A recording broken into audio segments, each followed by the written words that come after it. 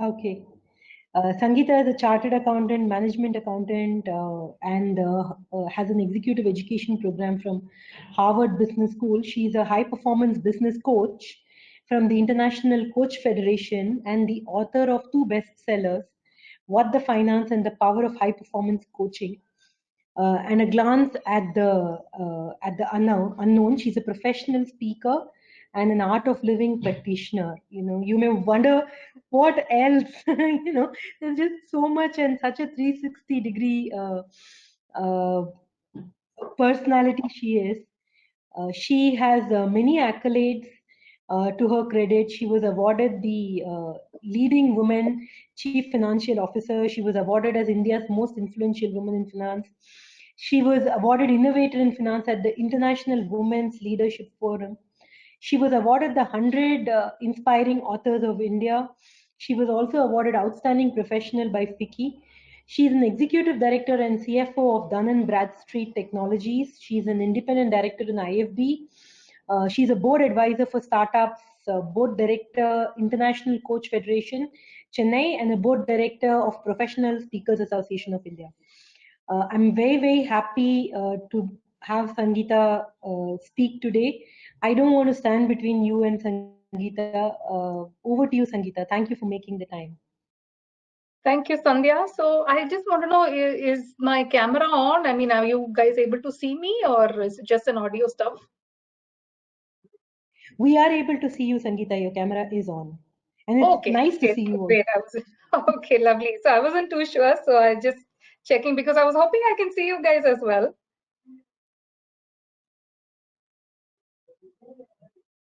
Okay. Okay. Yes, some of us have on our camera because the bandwidth. Yeah, so I'm not sure how camera on, we are not able to get the audio clarity well. So some of us have switched the camera. Okay, no worries, no worries. Okay, so good afternoon and welcome to everybody on this webinar. I must say, Sandhya and team have been a visionary in doing this webinar, online, especially in the current scenario and the situation. So I think it has been a great decision that we decided to go online with this, and I'm really pleased to meet everybody, and I hope everybody's staying safe and probably like working from home in this current scenario.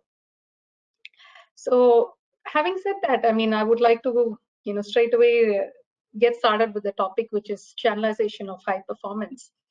So even before we get started, why is this topic of relevance today? Why high performance? Simply because I think every organization wants high performers in whatever domains they are into. People look for high performers simply because it's only then the organization can become a high performing organization. So it's important to see how each of us can become a high performer. And the beautiful thing is, the truth, or rather the secret is, everybody is a high performer. It's just that sometimes we are not aware of our own potential, and to see how we can maximize our own potential, to see how each of us can become a high performer in our walk of life. So that is why it's important to channelize the high performance in you so that you can become a high performer in whichever area of your choice. So let me start off with a real life story. Like Sandhya mentioned, I'm a high performance business coach, and I also coach, not just businesses, but also individuals.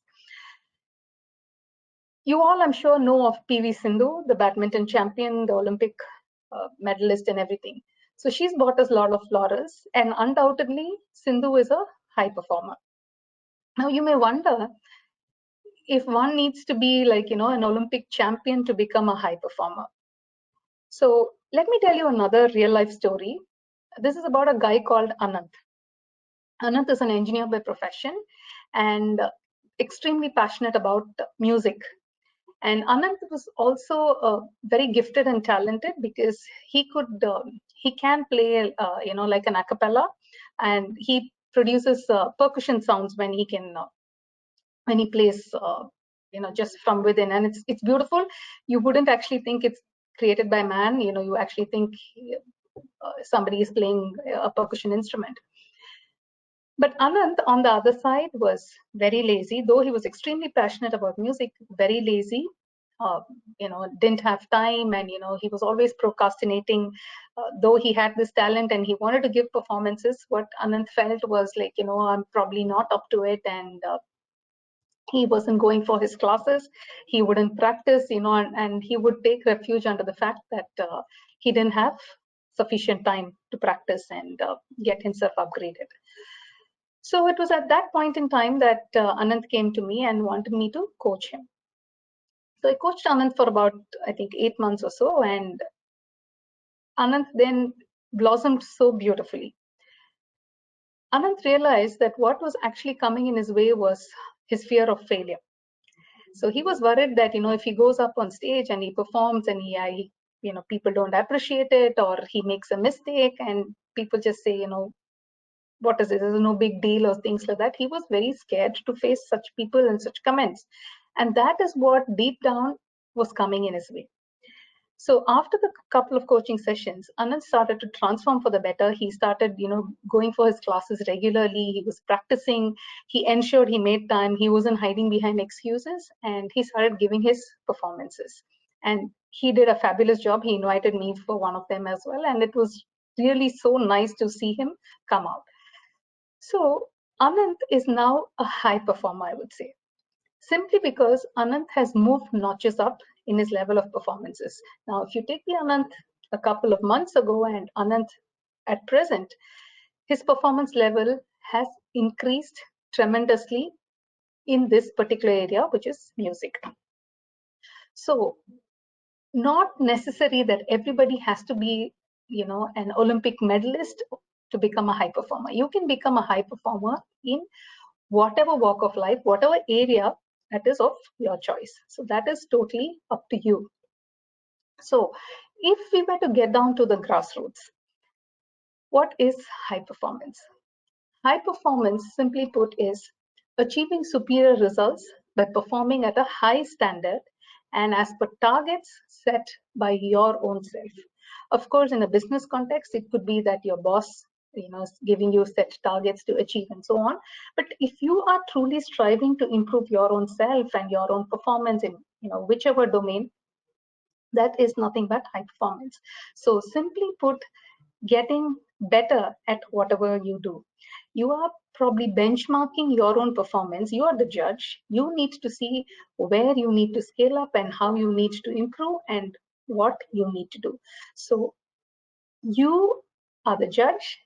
You are the one who's performing, and at the end, it's you who's going to be happy by performing at a high standard and thereby becoming a high performer. So it's totally up to you. So I think you must acknowledge the fact that the onus lies on you, the interest is yours, the desire is yours. So only then you will be able to start performing at higher levels. So that is on high performance. So let's now talk about, as I say, the 5 wives and the 1 husband. You're probably wondering what context it has. So I say the 5 wives are what, why, who, where, and when. And the 1 husband is, of course, how. So I think I just explained on to say what is high performance. So let me repeat that again. So performing at a high standards to achieve superior results as per targets set by you, that is high performance. So we know what high performance is. So why do you think high performance is needed? I wish this was an interactive chat. I know I could hear everybody, but I find it quite funny that I'm just talking to the computer, but nonetheless, so why high performance? Like I said, actually speak, you can open up the audience also to speak actually, Sangeeta. So oh, if you great. would want to take a pause, ask the audience to reflect, that is possible. Okay. I think the way it works is that there is a chat screen where the audience can reflect on Oh, their yes. feedback. You Right. read on that screen. So you can Okay. prompt the audience Okay. comment as you speak. So you don't Okay. feel alone. Right. Great. That's awesome. So maybe somebody would like to chat to say why high performance? Why should you be a high performer, and why do you think organizations look for high performance. So any takers?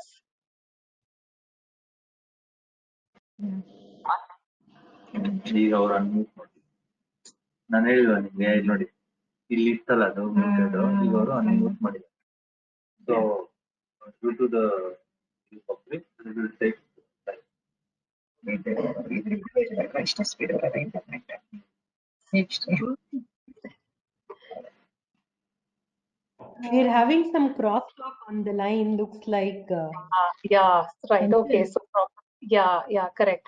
So probably I would just continue with what I was saying. So, is there a way to mute or? Okay, right. So why high performance is simply because it gives you a vision, it gives you a path for improvement, and you're able to set higher standards for your own self and thereby improve. And at the end of it, you are going to be extremely happy about your own performance. You know, the sense of completeness and the satisfaction that gives you, I think that's amazing. So, and simply because you feel really good about what you've achieved, the a sense of completeness, a sense of achievement, and you know, a feeling that is, I would say, in a way unparalleled, because you are breaking your own milestones and you're getting better at what you're doing. So that is why it's important to set yourself goals and objectives to see which is the next level and in which area that you need to start improving. And by doing so, it actually gives you a sense of direction. Otherwise, you're like a headless chicken, you know, moving around, not knowing where, what you need to be doing. And therefore, it's essential to set yourself these targets on to see how you can keep improving. Oh, thanks for the comment. The sense of accomplishment is very inspiring. Thank you, Sandhya. Right.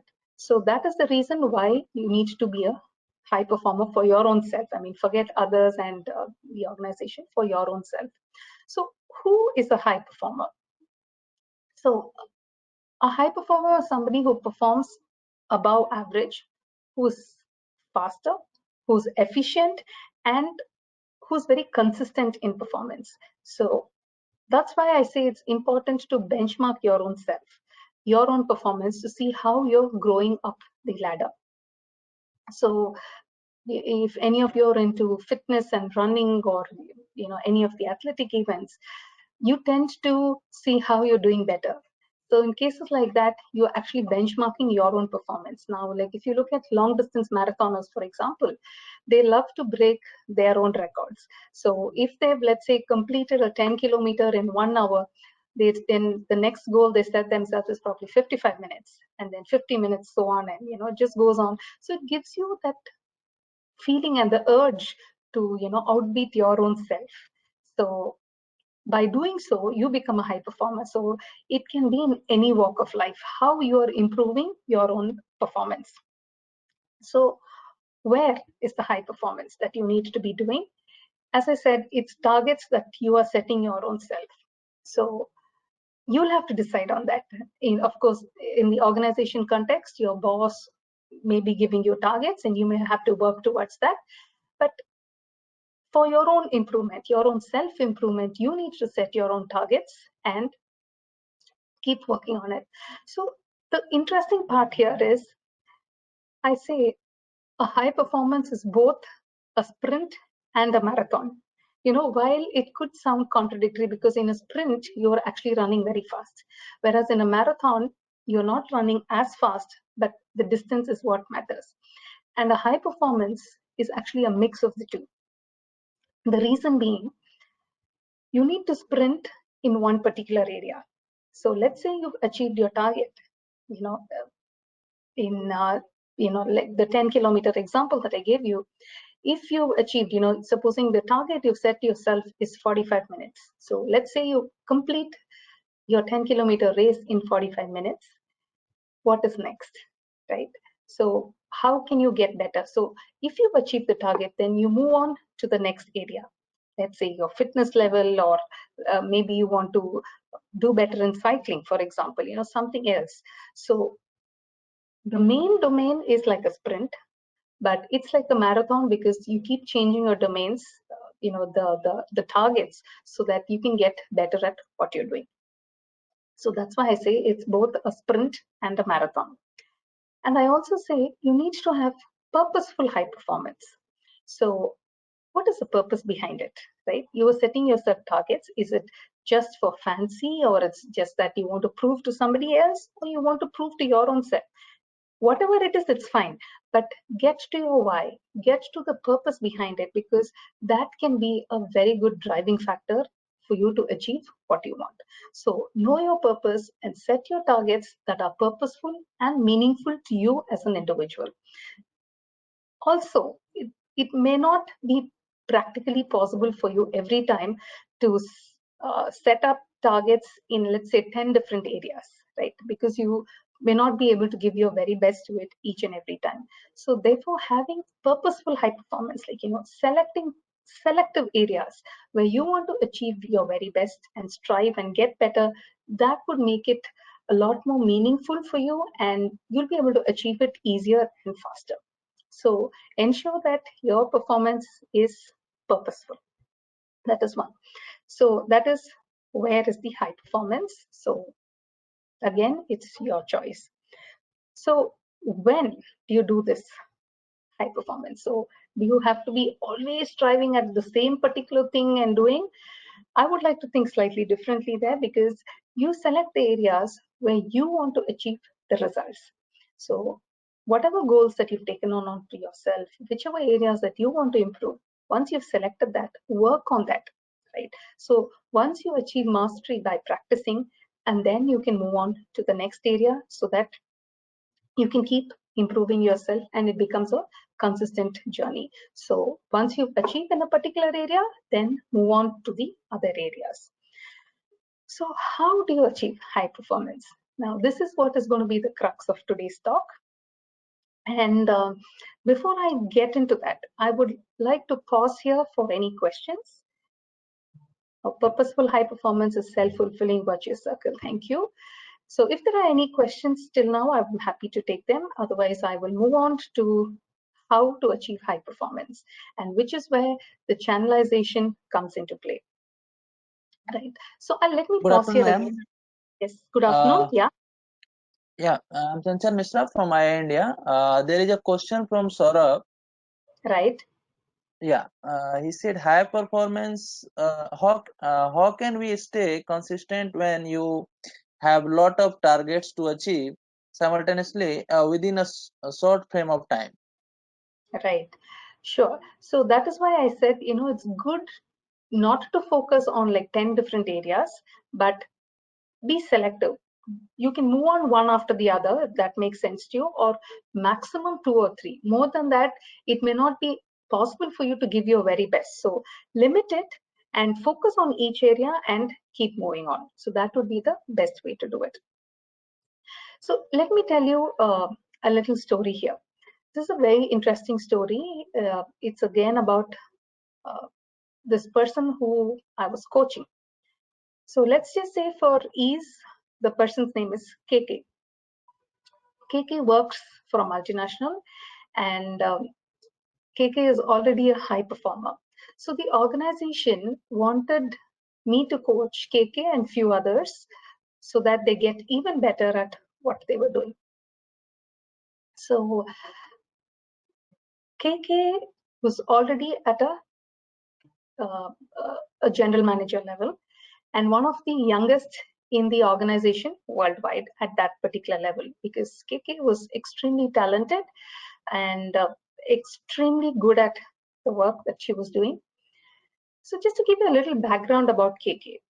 KK during her school days was wanting to become a doctor, and she was extremely intelligent and very hardworking. Unfortunately, luck was not in her favor, and she missed her medical seat by 1 mark. She was very upset because till then all her dreams was just about medicine and being a doctor.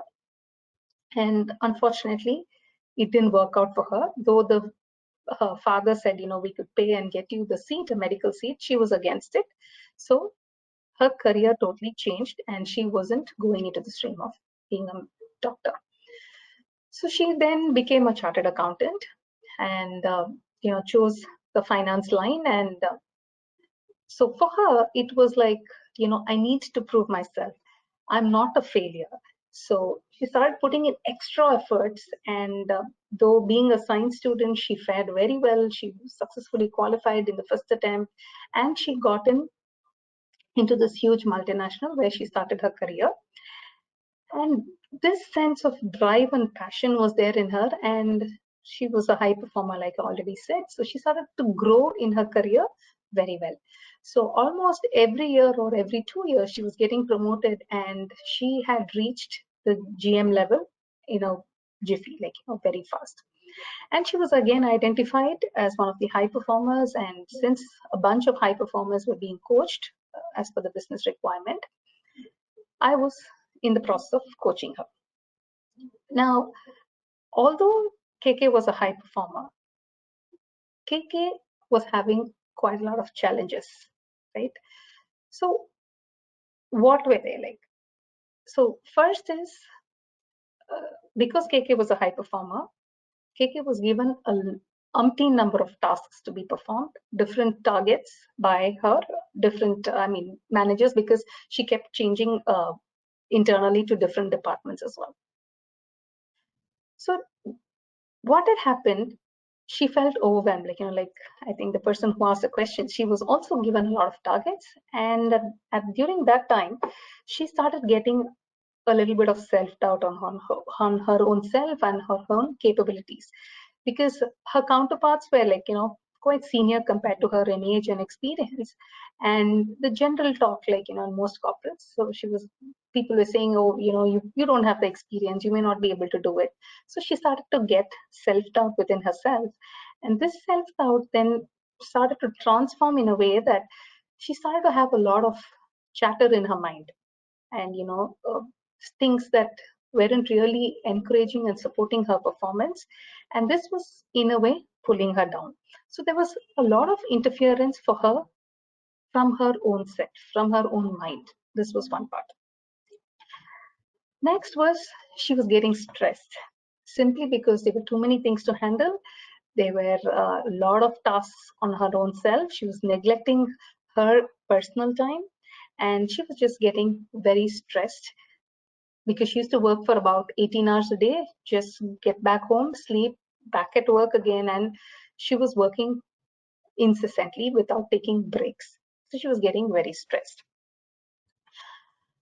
She had also realized by then what had happened. Till then, the drive that, she hadn't got a medical seat and she had to prove herself was a driving factor, like I had mentioned. So this took her all along up to now in the journey. Thereafter, she was like, okay, I've proved myself. I'm one of the youngest. I'm one of the high performers. I've been rewarded well. I've been recognized, so on and other things. But after that, she didn't know what.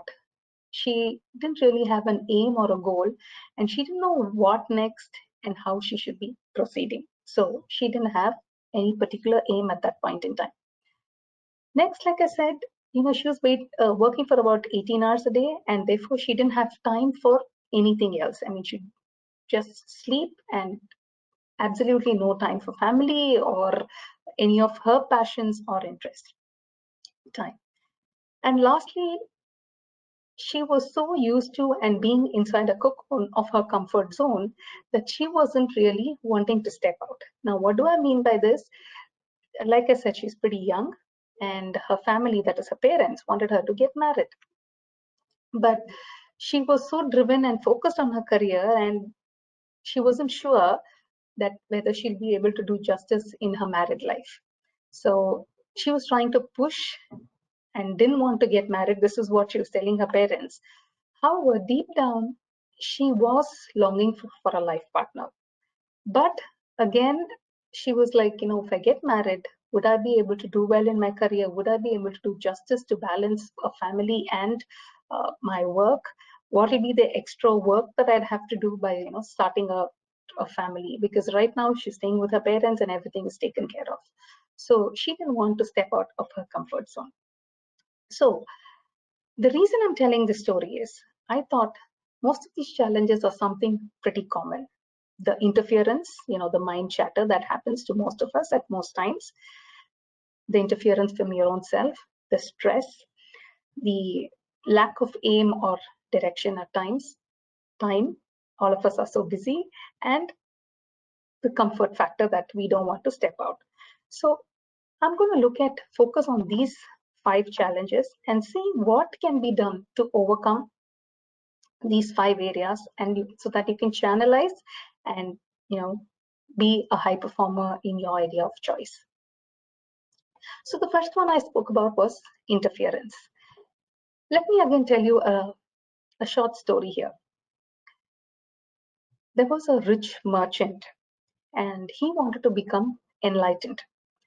So in his village, a saint had come, and all the other villagers started telling him that the saint is great, he's very good.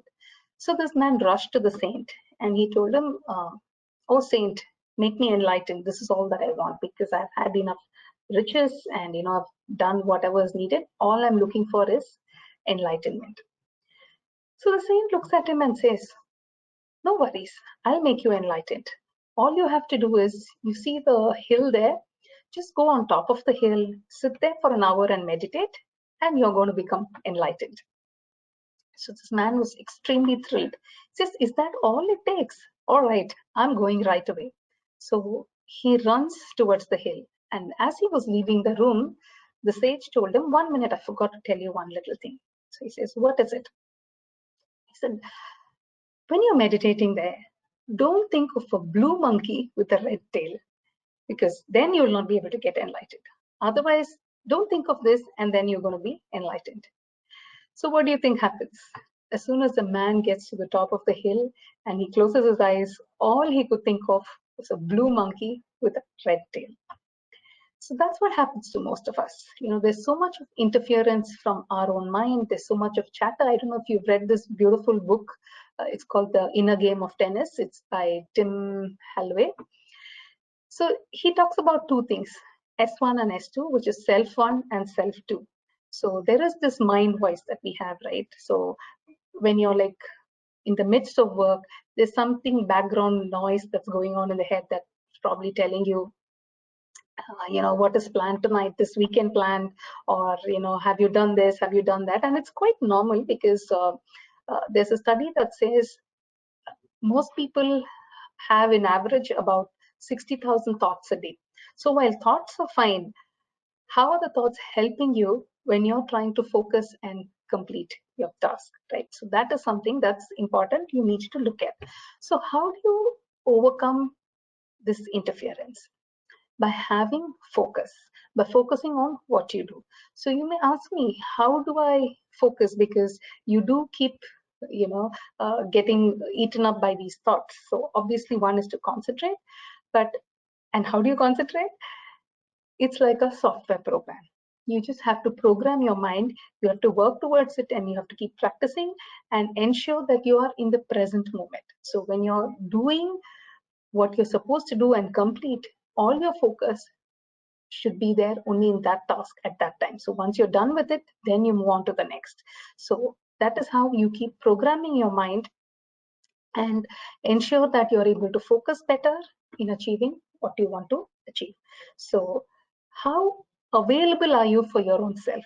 That's a check that you need to take for, and then a call that you need to take to see how are you really available for yourself for whatever that you want to do and you want to achieve, right? So take a pause, reflect on your own self, and see how you can better that and able to focus better in achieving what you want. So that is the first on the interference. The second, we spoke about stress. Multitasking is something many of us try to do all the time. What are your views on that? Multitasking is good and bad, I would say. You'll have to choose wisely on which areas you want to multitask on, because by multitasking, sometimes you could tend to lose focus and tend to lose time. Unless the activities are related, it may or may not make sense for you to multitask. So that's something you'll have to see how it works for yourself, because it sometimes makes sense for you to finish one particular task and then move to the other. But if you're like trying to juggle between tasks, it could do help at times, but may not be always. So you'll have to take a conscious decision on that. Right. So moving on to the second factor, which is stress. So let me again give you a small story here. This is about a fairly young, young girl. Again, extremely talented, very intelligent, and a high performer in her own way. However, what had happened in her life, this is a little filmy. She was in love with a person. She was wanting to get married to him. They were going around for almost 9 years or so. But her parents objected because, for whatever reasons, they didn't want them to get married. Now, this was becoming a setback in her life. And because of this, her performance dropped in every aspect of her life. Like, not just at work. She was working, but she was not a top performer. But more than that, she had a dream to become an IAS officer. And she had the potential and the capabilities to do that. But she was getting stressed about the fact that her parents were not supporting her views on marriage, and they actually wanted her to get married to somebody else. So this thought was eating her up very badly, and she was getting highly stressed about this. So she came to me for a coaching sessions. And what beautifully emerged out of this conversations with her was, deep down, the cause for the stress was the fact that she did not trust her boyfriend. In the sense, while she loved him a lot, deep down she was worried that, what if he leaves her, and, because they're not getting married, what if he goes and gets married to somebody else? So whatever her parents said, her energies were focusing on the negative things, that, it may not happen, it may not work out in favor of her. And this thought was eating her up, and she wasn't doing anything else. All her energy was getting sucked up in this negative thought. So the moment she used to take her books out to study, her focus was drifting, and all her energy was getting sucked, and it was transforming into negative energy. So how do you handle cases like this? So I call this energy management, right? Energy is something so important. We all need energy in whatever that we do. So unless you're able to channelize your energy in the right direction and make it more productive, it's not going to get you anywhere. So how do you again do this? You will have to take a conscious call. Now you will have to see where and how your energy is getting drained. Simple things like, you gossip about somebody, your energy, there's going to be a drain. Or you say something unpleasant about somebody, is again a drain. I mean, while these could be small pockets, if you're doing this over a period of time and continuously doing this, all the positive energy that you have is going to get sucked out.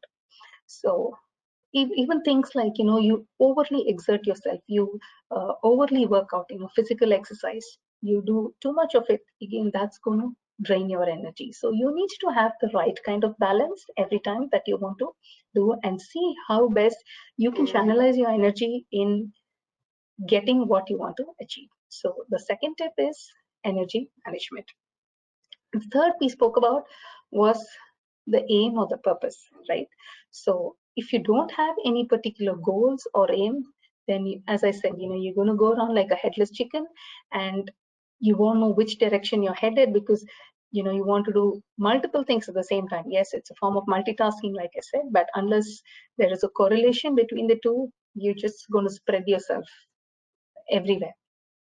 So you need to identify the areas where you want to do, which is close to your heart, which are the areas that you want to achieve, where is it that you want to prove yourself and excel yourself.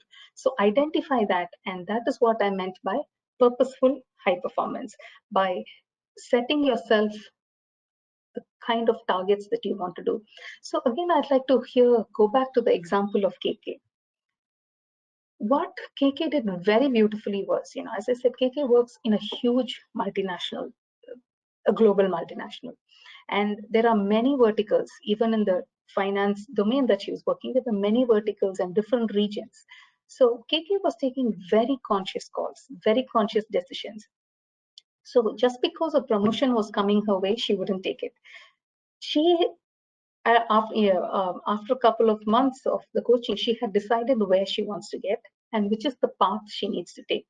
So she was choosing at every point, she was making decisions to see, will this move take me closer to my ultimate aim? Because what she wanted, ultimately, she realized was she wanted to become the finance leader first at a national level and then an APAC level.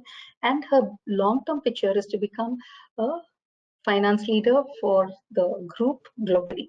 So every decision, she used to weigh them. Is it taking me closer to my next level, right? So anything that she used to do, even she used to take up extra assignments or, things that she wasn't actually meant to be doing, she would take a conscious call. Is this going to take me to my next level, right? And next level of her choice, not anything else. So she was getting really, very specific, and because she was driven by purpose. So what is your driving factor? What is your purpose behind, what you want to achieve? So get clear to your own self about it and work around it. That's going to help you be more purposeful. So that was the third one. The fourth common one is time. I'm so busy, I don't have the time because my hands are full, I have too many things to do. These are something very common that we hear. But how can you overcome this, right? Simple. The art of prioritization, the art of delegation, and the art of essentialism, right? Because end of the day, whatever that you want to do should make meaning to you, should make sense to you, should add value either to you or to the people around you. So throw away whatever is not essential, whatever activities. Now, you may then wonder, like, for example, don't I need to relax? Don't I need to entertain myself? Yes, you have to, but do everything in the right balance, right? Unless you have the time, the luxury of time, you need to see how you can balance. Let me again tell you a short story here. There was a king, and once the king had lost his way. So while he was in the jungle after he lost his way, he met a man there who was kind enough, and he took him out, back to the path that led the king back to the kingdom. So they had a conversation, and the king asked him, so what do you do? This man was actually a pretty lazy man. So he said, no, I don't have a job, and every time I want to do a job, the people in the village start backbiting about me. They say, I will not complete the task, and so I have a very bad reputation because my enemies have created this reputation for me, and therefore I don't have a job. So the king felt sorry for him, and since he had helped him, find his path, the king said, don't worry. Tomorrow, just come to my kingdom, and you can take as much riches that you want from my kingdom, but finish everything, whatever you want to take before the sunset. So this man is very thrilled.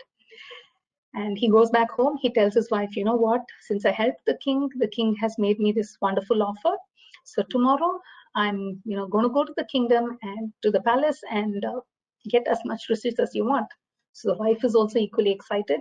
And she tells him, great, get all, the gold, the precious stones, gems, everything that you can get, take a huge bag and then go. So they said, okay. The next day morning, this man wakes up, at a leisure pace. And then the wife tells him, come on, now you'll have to go to the palace. He says, yeah, I'll go. But, I'm actually quite hungry now. So why don't you, make me a nice meal? So the wife cooks a delicious meal for him.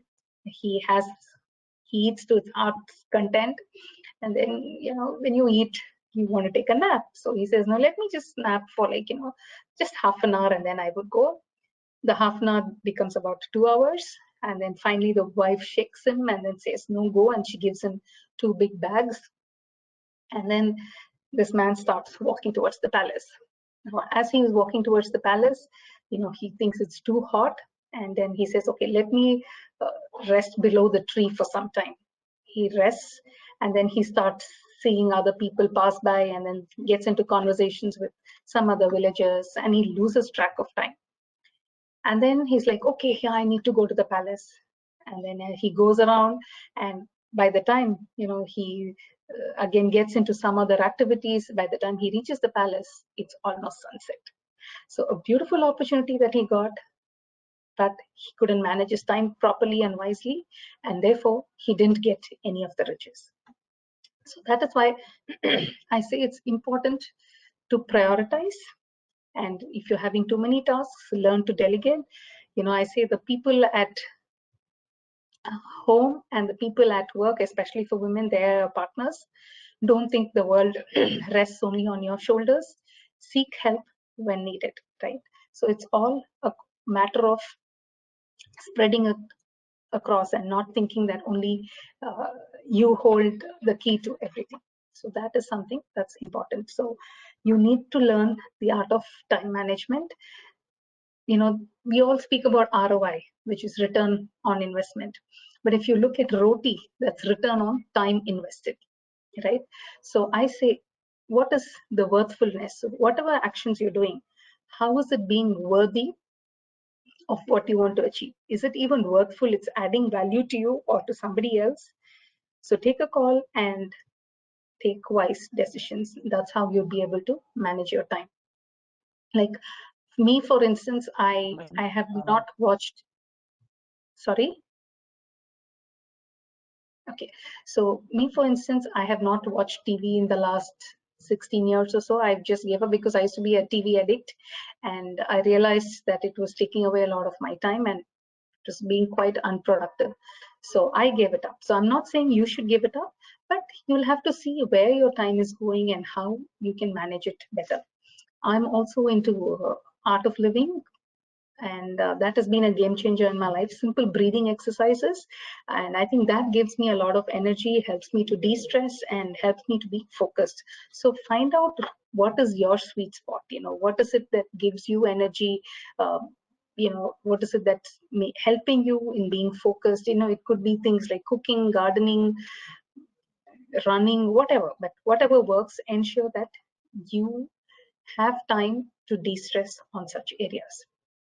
So yeah, I think we covered the fourth one, which is worthfulness. For the time management part, how worthy is it for you? It's something that you need to take a call on. The last one being the comfort zone. Sangeeta, I think there are some questions that have come in the meantime. Chanchal, you want to ask? Yeah. Yeah, ma'am, more query from Maitri. How do we measure high performance? Sorry, how do we? Could you repeat that, please? How do we measure high performance? How do we measure high performance? Is that what it is? Yeah. Okay, great. Okay, so it's very simple. Like I said in the beginning, you are the judge, right? Only you would know. So you will have to set yourself a benchmark or a target to see how you are improving, let's say, your efficiency levels or whichever area of your choice. You will have to peg yourself.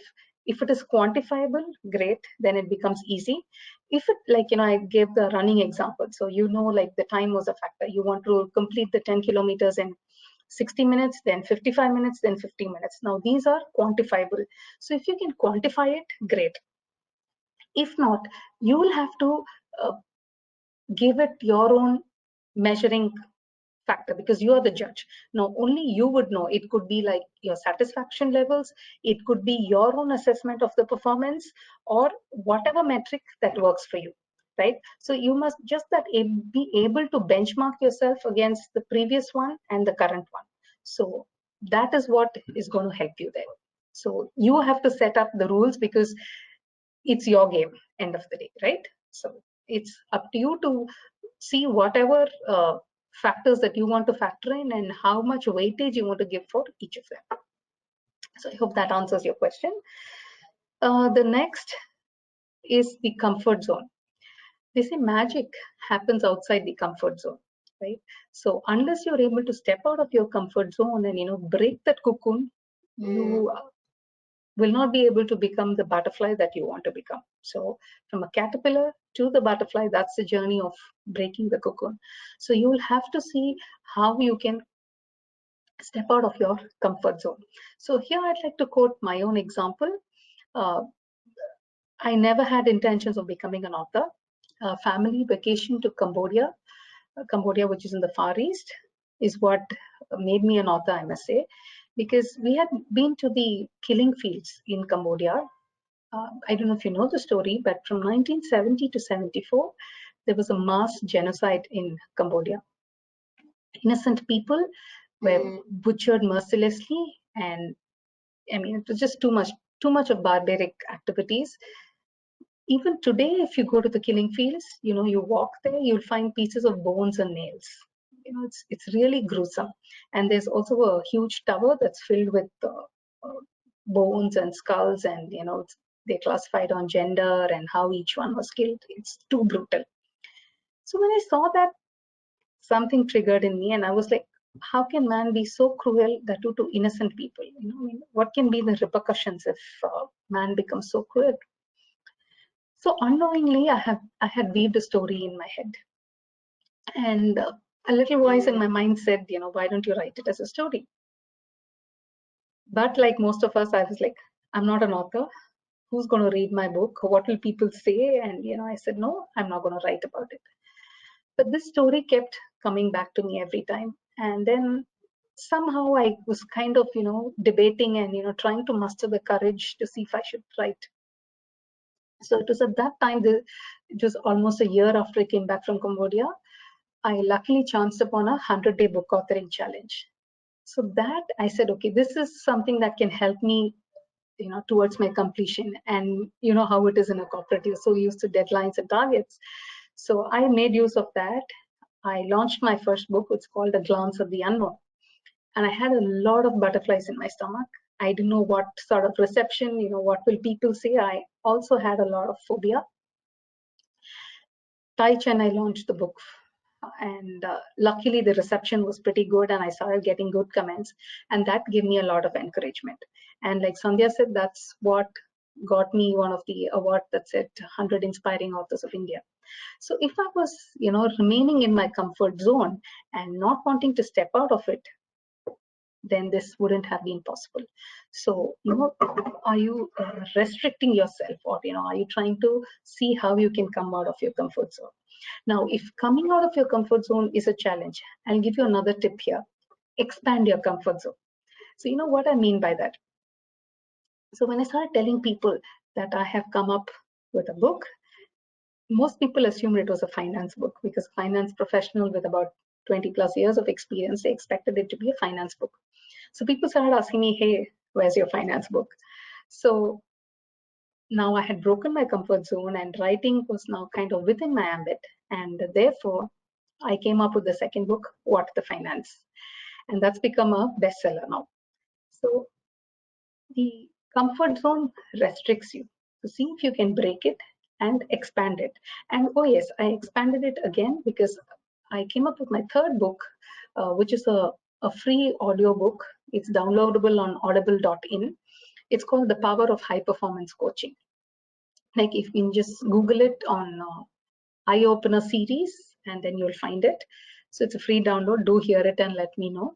So now what did I do? I didn't step out of my comfort zone, because once I've stepped out, I just tried to expand it and see which are the areas that can come under this and take it forward. And also, yeah, I've started my own YouTube channel where I keep giving 2 to 3 minute talks on different aspects. So these are little steps, baby steps, but to see how you can keep moving ahead. So see what works for you. This is just an example to make you think on those lines. So these are this I say is blisscipline, because it's bliss plus discipline, and when you merge the two, it's blisscipline, so that you still in the bliss, but you have the discipline of doing it consistently, because high performance is also about consistency. So I also say you are outstanding and unique, right? So if you was an acronym, I say you are outstanding and unique. Each person is different. Each person has so much potential and so many capabilities, and it's up to you to discover them and see how you can keep upping your own game, right? So look at a big picture, see how you can contribute, how you can grow, and discover the purpose behind what you want to do. I think those are some of the key things. So I think if I were to summarize, the 5 main things on channelizing your high performance, you need to channelize your attention, which is the focus part. Channelize your energy so that you can de-stress yourself. Channelize your purpose so that you have a mission and you're driven by something. Channelize your time in the right way, and channelizing your comforts so that these can help you grow and become a high performer in whatever walk of life that you want. So I would also like you to hear from you. I would like you to take a pause and reflect on some of these things. What is your focus? How are you de-stressing yourself? How are you going to achieve your purpose? What are the worthful actions that you're taking? And how you're planning to step out of your comfort zone. So it'll be nice if I can hear some of your thoughts on this, or some of the answers to the questions, and what are the takeaways that you are planning to action in your life. Yes, with that, I'm done with the talk, and I would love to hear your comments and answers to the questions that I've asked you.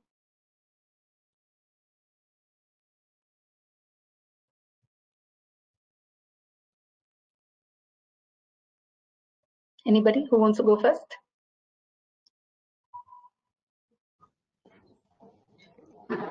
Chanchal, you have questions? No, ma'am, still not. So we are waiting for the questions. Maybe if not questions, I would love to hear responses on to the 5 questions that I asked. Like, where is your focus? How are you de-stressing yourself? How are you going to achieve the purpose that you want? What are the worthful actions, and how you're planning to step out of your comfort zone, which area that you want to do?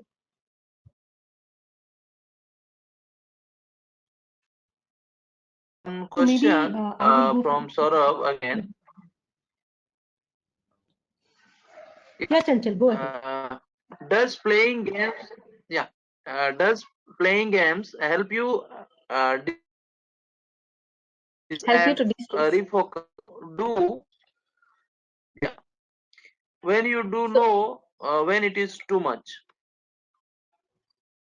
Playing games, is it? Could you repeat the question for me? Does playing games help you distress and refocus? Question Right. again, when do you know when it is too much? Right. So definitely, if you're a games person, if you love sports, then definitely go for it, because it does help you to de-stress. Anything that you like and you're passionate about helps you to de-stress undoubtedly. So when do you know that it gets too much? When, as I said, you're not able to balance your priorities right, then it becomes too much. So only you would know, you are the judge for it, but too much of anything is not good. I hope that answers you.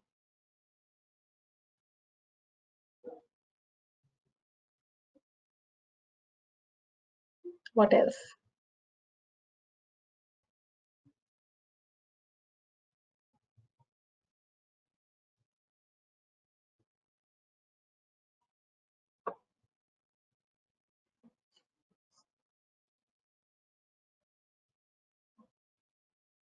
Yeah, it is taking a while to unmute the line.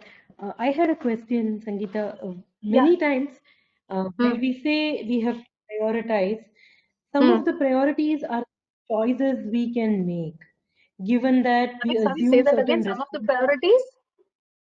are not choices we can make, given that Right. we assume certain responsibilities, or we Right. commit to certain relationships, or we commit to certain things that then gets overwhelming for us, whether it is Right. the job we do, or at a family level, or just the way situations emerge. So many times when we look at women, especially who drop out of work, most of the time it is a reprioritizing decision where they decide that yes, I can't manage it all, but then that makes another woman drop out of the professional race in some form. So Right. what's your thoughts on these choices of reprioritization, which happen not because you want it that way, but that's the most logical alternative? Right. So even when you're reprioritizing, like let me give just this example that happened very recently at work. So my company secretary, lady again, and she got a baby recently. So she was working. I mean, even after her maternity leave, she came back. She was working. I think it's been now about almost 6 months since she came back from her maternity leave, and I gave her the flexibility. So she comes in only like maybe 3 to 4 times a week, and not full hours. Rest of the time she works from home. I mean, it's fine. So I gave her this liberty, and she was trying to manage. Now, unfortunately for her, things at home weren't too good, and she had to put in her papers. And she's still on notice period right now. And though, I convinced her to see if she'd be able to continue her career, unfortunately, things didn't work out in her favor, and her priorities right now are family. And therefore, she was in tears, and she said, "No, unfortunately, I'll have to put in my papers." So while she's putting in, the good thing that she's doing is she's doing a practice from home. I mean, rather, she's starting her practice from home, and she's planning to tie up with smaller CS firms and focus. So she is having her career. She is able to generate things for her own self, and at a later date, when the child is little big, she would always come back, resume her career from where she's left. So the idea here is right now the priority is family compared to her career. But at the same time, for her, the career is important as well. So what she has done is to ensure she is in touch, and she's doing her smaller practice, right? So you'll have to just think through to see how you'll be able to overcome the particular challenge that you have so that you can try and get the best of both worlds. Yes, in this case, the best for her would obviously to be in a job, but because of her family constraints, she's not able to do that. And therefore, this is the second best option that she's doing. So you'll have to prioritize. So right now for her family and the child is of top priority. So it's even among the priorities, you'll have to start prioritizing is what I would say.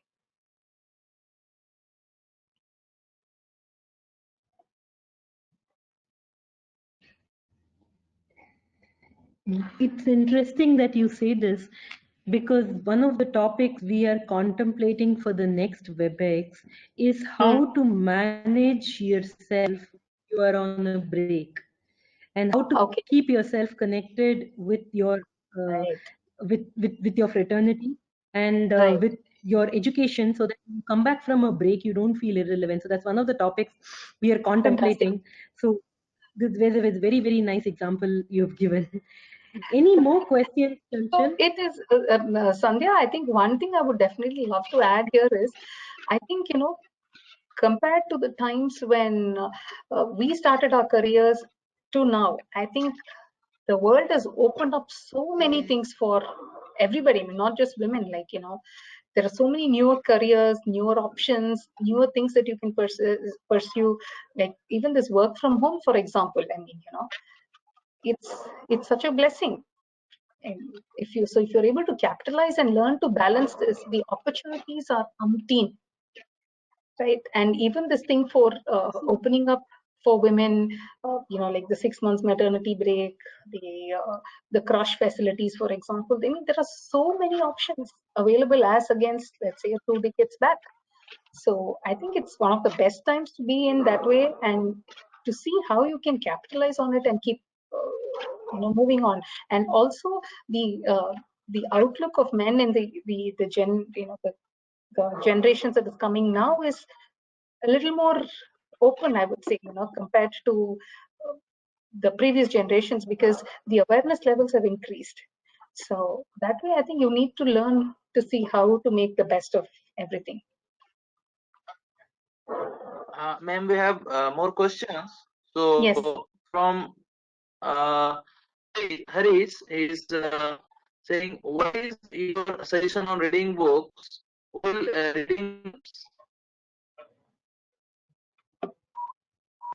Sorry, will reading books? What is your suggestion on reading books? Right. And yeah, will reading helps? Of course, of course. Books are a world of knowledge. So you'll have to choose the right books again to see how you can upskill yourself. It could be something from your domain, something from an expert, or something that you want to learn. Definitely, books are a great source of learning and knowledge. So it's up to you to, again, pick the right choices and see the areas that you want to upskill yourself.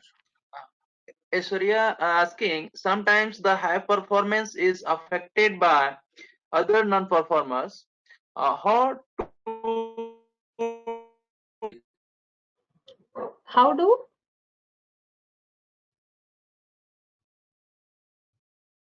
Hello? With it?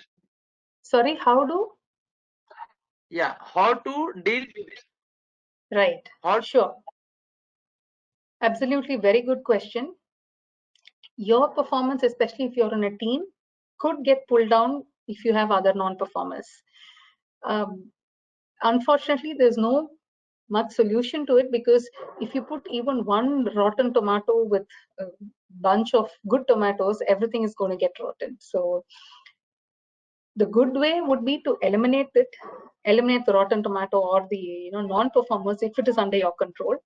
If not, the other thing would be to see if you can move away from the non-performers and join in a place that where you're able to contribute more, prove yourself, so that you feel good and you feel you've added value and contributed to the team.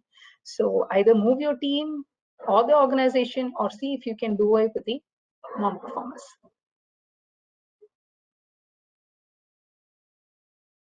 Ma'am, we have another question from Varsa. So I'm just giving her mic so she can ask. Sorry, your voice is breaking. I can't hear you.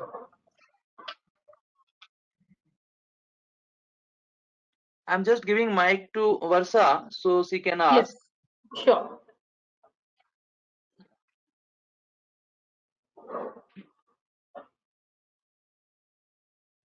Yeah, Varsa, you can ask your question.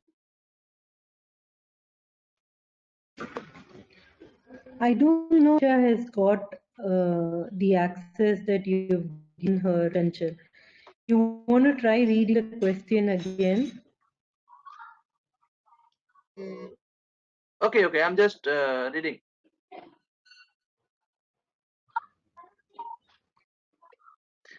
She's asking, while working in a team, how do you know? How do you make sure you are able to control your own time and focus, given that you are managing multiple tasks with multiple people? To be precise, if you keep putting off fires all the time, how do you make sure files do not uh, do you make sure the fires do not consume you? If you're firefighting all the time, your processes are not in place. You need to address that, go to the root cause, fix it at that level, because firefighting day in and day out is not the best for you, the team, and the organization. So you will have to ensure that the basics are in place so that this doesn't become a routine. You'll have to get these fixed at the earliest, get to the root cause level. Yeah. Saurabh again asked something. You talked about expanding your comfort zone. Does expanding your comfort zone has to be done by coming out of your existing comfort zone? Question. And another thing, also, how do you decide to leave a comfort zone?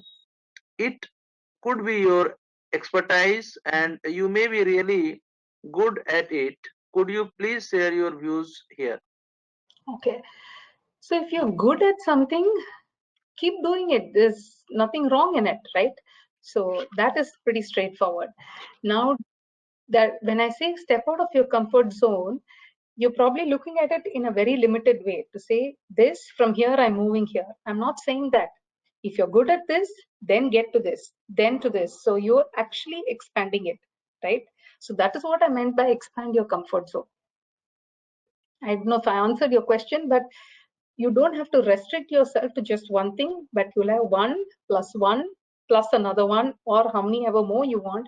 So you have a wider range of things that you want to do, because if you're in your comfort zone, everything is going to remain the same. You're not doing anything differently. You're not thinking anything differently. You're not able to go beyond that, because the comfort zone becomes like a barrier to you, because you're just happy being where you are. But if you want to progress, then you need to break that step out. So that doesn't mean you'll have to give up what you're doing right now, because if you're good at it, especially, continue doing that and see what else you can take up.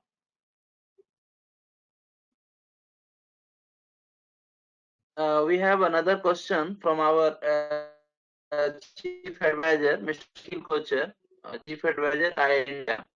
Uh, how often or when we Sorry, look I can't at hear you. our priorities or I can't hear you. Sorry, your voice is breaking. yeah. The question is, how often or when should we relook at our priorities or goals? When should we relook our priorities or goal? Okay, great question. You need to constantly keep relooking at your goals, so that you set one goal, you want to achieve it. Is it the right thing for you to do? Is it the best thing for you to do? You'll have to take a call. So once you think you've achieved this goal, get to the next level, and so on. So and priorities as well, you would know the right thing, because if you have to be a high performer, you'll have to prioritize. If you have to manage your time better, you have to prioritize. So there's this lovely metrics, I'm forgetting the name, the urgent and important. If you just Google on it, I'm sure you'll get it. What is urgent, what is important, what is not urgent, what is not important. So if you're able to categorize it into that will give you a much better idea on what you're supposed to do. But you'll have to periodically keep looking. And when I say not necessarily you'll have to look at it daily, but then set yourself like short-term goals, medium-term goals, and long-term goals. So on the need basis, you can keep looking at it on the short-term, medium-term, and long-term. And also to see how you're progressing against each of them.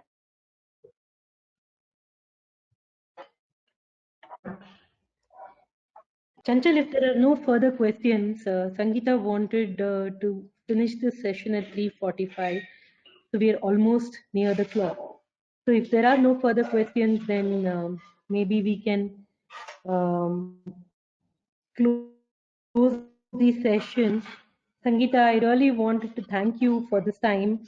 There are very interesting stories that you gave, anecdotes. I like the 5 wives and 1 husband. You as an acronym, outstanding and unique. Very, very interesting stories. And the good part is most of the stories that you gave were not, some distant story away out of the world. These were stories that we relate to every day. People like us, normal, and those were the stories that you brought to light. So that was really inspiring. Thank you so much for making this time, Geeta. We recorded this session. We will be posting this online, so people who missed the session today will be able to Awesome. view it later. Thank you so much. Really My pleasure. appreciate you Thank making. you. Yeah, thank you so much. See you guys. Thank you, ma'am. Thank you. We have one more question. If you have I'm happy 1 to take minute. it. Yeah, sure. Yeah. Ma'am, question is, I feel if one is a high performer, he ends up being a workaholic, and there is a pressure of not delivering results. What to do? If a person is a high performer, he's a workaholic. You can be a smart worker rather than a hard worker. Is what I would say. So if you know how to prioritize, if you can learn how to delegate, and take help from your team, I think that should help you, because you're not the only one who has to take the burden. Okay, that's why we say it's a team, so that everybody has a role to play. So see how you can spread the burden across your team, and you don't have to be the only person to do the work, because then you're going to get burnt out, and the consistency that's required to be a high performer may soon burn you out. So take a call there. Yes, ma'am.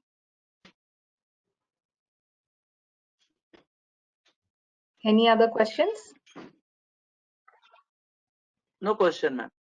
Okay, sure. So I would also like all of you to just reflect and answer to your own self, maybe if not in this webinar, those 5 questions that I asked you, probably I can repeat them for you.